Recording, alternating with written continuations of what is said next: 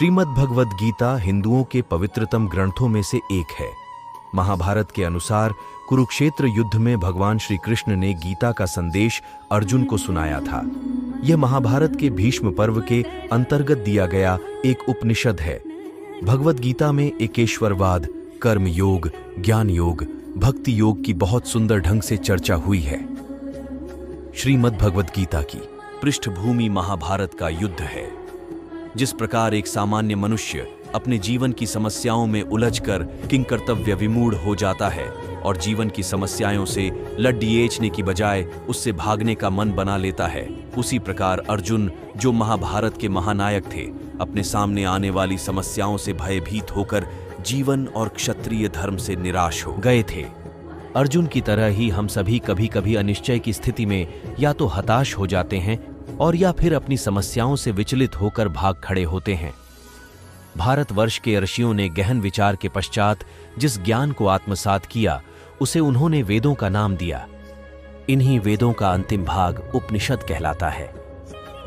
मानव जीवन की विशेषता मानव को प्राप्त बौद्धिक शक्ति है और उपनिषदों में निहित ज्ञान मानव की बौद्धिकता की उच्चतम अवस्था तो है ही, अपितु बुद्धि की सीमाओं के परे मनुष्य क्या अनुभव कर सकता है, उसकी एक झलक भी दिखा देता है।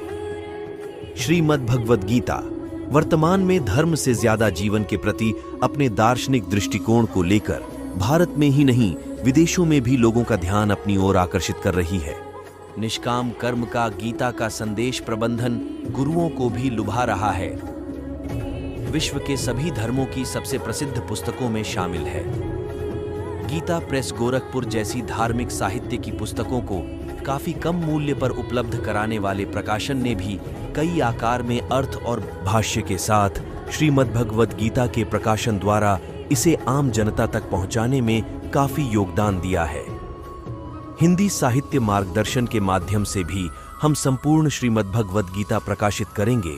इस प्रयास के तहत हम सभी 18 अध्यायों और उनके सभी श्लोकों का सरल अनुवाद हिंदी में प्रकाशित करेंगे। गीता भारतीय दर्शन का सार ग्रंथ है। गीता ज्ञान गीत है।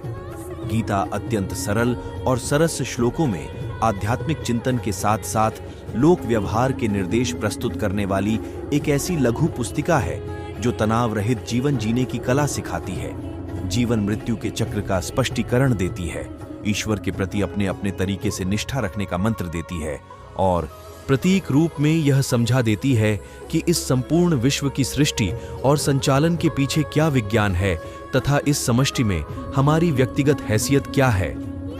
यह जानना हमारे लिए कम महत्वपूर्ण नहीं है कि इस संपूर्ण विस्तृत जगत में एवं अनंत काल चक्र में हमारी हस्ती एक रजकण के बराबर होने के बावजूद उस परम सत्ता की एक किरण, एक दिव्य ज्योति हम में विद्यमान है।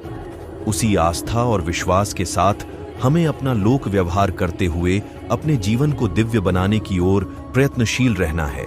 सार रूप में गीता के मुख्य संदेश निम्नानुसार हैं। पुनर्जन्म। हर प्राणी जन्म मरण के शाश्वत चक्र में घूमता है। जिसका जन्म हुआ है उसकी मृत्यु होगी और जिसकी मृत्यु हुई है उसका पुनर्जन्म होगा। ईश्वर एक अदृश्य और अकथनीय शक्ति है जिससे संसार की उत्पत्ति, पालन एवं लय होता है। समय समय पर वह भी मनुष्य रूप में अवतार धारण करता है। आत्मा एक अजर अमर तत्व है जो ईश्वर के अंश के रूप में प्रत्येक प्राणी के शरीर में उपस्थित है। कर्म सिद्धांत प्रत्येक प्राणी को निरंतर कार्यशील रहना चाहिए। अपने जीवन निर्वाह के लिए और सृष्टि चक्र के संचालन के लिए आवश्यक है कि नियति द्वारा निर्धारित हम अपने कार्य में परिणाम की चिंता किए बगैर संलग्न रहें। यही कर्म योग है। त्रिगुण की संकल्पना संसार के प्रत्येक कार्य, विचार और धारणा सत, रज, तम में वर्गीकृत किए जा सकते हैं जो उनकी उत्कृष्टता या निकृष्टता की कसौटियां हैं। हमें चैतन्य होकर उत्कृष्टता का वर्ण करना चाहिए। सभी प्राणियों से मैत्री भाव।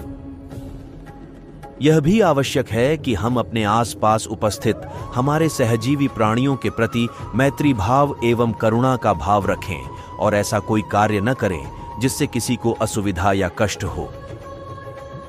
यही हमारा सामाजिक धर्म है।